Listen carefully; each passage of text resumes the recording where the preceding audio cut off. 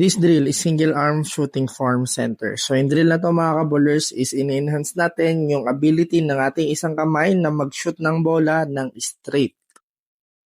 This drill is top of the arc of the pass curl 1-2 footwork. So pansinin nyo mga kabowlers yung footwork ko, no? So right, left. Pansinin nyo rin yung right foot ko kung paano siya nag-twist, no? Para gumalaw. Kailangan para mag-twist kayo ng maayos, dapat naka-tiptoe kayo. Para pagka-twist nyo, and then yung curl action pag-twist nyo, naka-face basket na kayo mga kabowlers, no? So that's how you do the drill. Kailangan yung right foot nyo nasa likod, and then right foot din dapat yung first na magi-step, no? So 1-2 footwork. This drill is 180-degree turn shot kung saan mga kabowlers haharap kayo sa likod ng ring. At the same time, magpa-pound kayo ng malakas na malakas, then turn, then shoot. Magalaga to para mag-improve yung shooting accuracy nyo. This drill is one dribble pull-up kung saan mga kabowlers, this is a shooting option or scoring option mga kabowlers. You have to do cross-step, then dribble pull-up, no? So cross-step, one dribble pull-up. So ngayon mga kabowlers, no? So, one dribble, cross step, pull up. This drill is two dribble, pull up. Sa ating two dribbles, mga kabowlers, papunta naman tayo dun sa perimeter, mga kabowlers. Then, always remember to do cross step, no? So, pag papunta kayo sa right, you have to use your left foot, no? So, two dribbles, then pull up. Scoring option pa rin again, going dun sa baseline, mga kabowlers, or sa perimeter. Two dribbles, then pull up. This drill is three dribble pull up. Always remember to do cross step before you drive, no? Na practice kasi natin dito mga kabowlers is yung cross step natin, no? So after you do cross step, blow by, three dribbles, then pull up.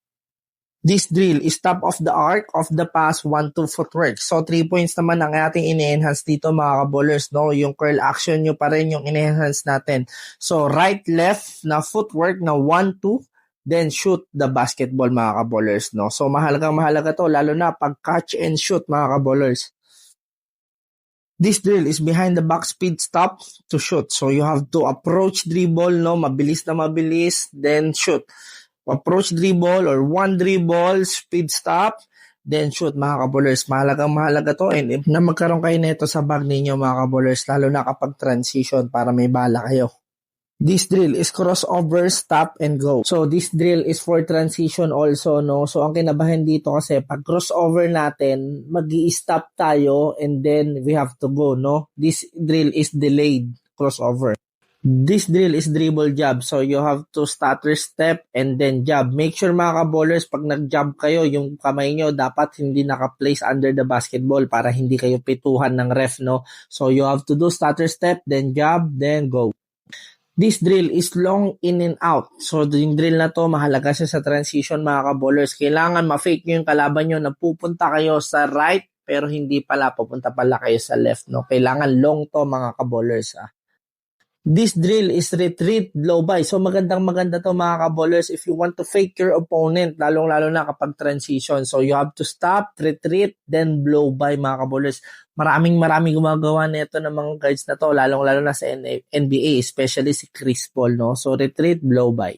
Next drill is spin move, no? So, mahalaga rin to during the transition. We have to do a quick spin move, mga kabowlers, no? Kailangan mabilis talaga tong spin move ninyo. Tip lang, mga kabowlers, pag nag-spin move kayo, lalo pag transition, you have to put the ball in front of you, lalo na pagkataas ng spin move.